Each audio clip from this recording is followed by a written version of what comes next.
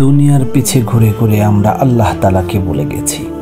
দুনিয়ার ইনকামের জন্যে, একটা বড় বিল্ডিং বানানোর জন্যে, একটা বড় গাড়ি কেনার জন্যে, একটা বাড়ি বানানোর জন্যে, একটা ফ্ল্যাটের জন্যে আমরা দুনিয়ার সকল কিছুকে তামা করে দিচ্ছি।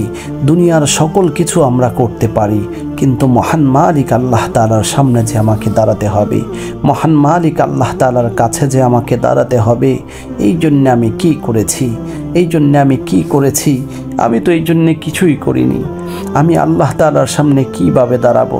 আমি যখন মৃত্যুবরণ করে যাব, আমার ফ্ল্যাট আমার সাথে নেওয়া যাবে না। আমি যখন মৃত্যুবরণ করব, তখন আমার টাকা পয়সা কোনো কাজেই আসবে না।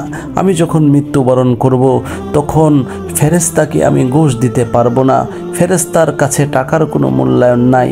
ফেরেশতাদের কাছে মূল্যায়ন হচ্ছে আমার ঈমান এবং আমলের কতটুকু উন্নতি হয়েছে, আমলের পরিধি কতটুকু ছিল, আমল কি পরিমাণ করেছি, রবকে কি পরিমাণ ভালোবেসেছি, আল্লাহ তাআলাকে কি পরিমাণ পাওয়ার চেষ্টা করেছি, নির্দেশনাগুলো কি মেনেছি, এইগুলো হচ্ছে ফেরেশতারা আমাকে জিজ্ঞাসা করবেন।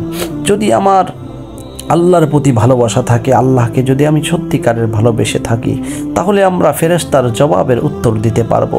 অন্যথায় আমি আল্লাহ তাআলার কাছে অপমানিত হব এবং জাহান্নামের সর্বনিম্ন স্থানে আমাকে যেতে হবে।